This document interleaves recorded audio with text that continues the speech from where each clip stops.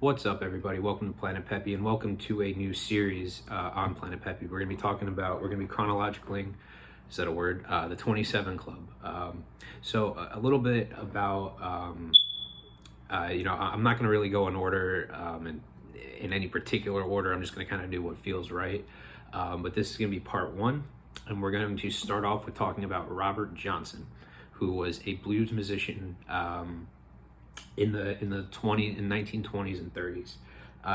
Great singer, great songwriter. Definitely was like a pioneer. I think it was called Delta Blues, was like the subgenre. And he's got actually a really interesting life story. I mean, they all do in ways. Members of this, if you're a member of the club, but Robert Johnson was.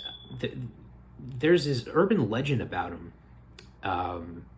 And it shows up in a lot of his songs, and it's an interesting story that he was apparently like a very mediocre talent, but he wanted so bad to be famous and to be a wizard in music making.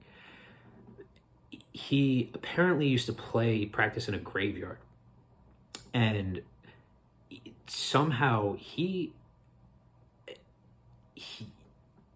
went to, I guess, the crossroads, which is a song of his. So he went from a graveyard one night to these crossroads, and he literally sold his soul to the devil. He met the devil, and I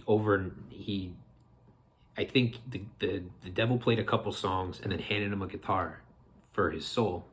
And apparently overnight, this guy became like a world elite talent, like the best there was at the time. And it's a really eerie story because he like disappeared a lot. He kind of went off the radar, and just overnight, apparently, he would play in these like small joints and stuff. And he just became like a music god. And there's like even testimonies to that, like people saying like, we heard him last night and he wasn't this good, kind of thing. It's a really eerie story if you want to like check it out or look it up online. And he tragically died at the age of 27 of unknown causes. The weird thing is that he died and it was never like reported. Like it took people like 30 years to kind of be like, oh yeah, whatever happened to that guy?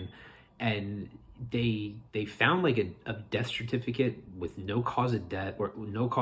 It just had like the date and I guess his name on it as a death certificate.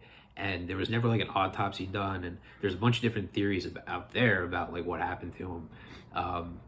But he is, I think, like the true. I mean, I think there's been like people before him who have died at 27 who have been like, before him, but he was like really the first.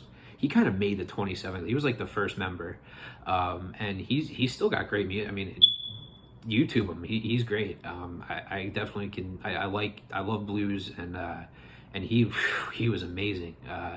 But definitely an eerie life. Definitely an interesting. There's a lot of urban legends and myths surrounding him.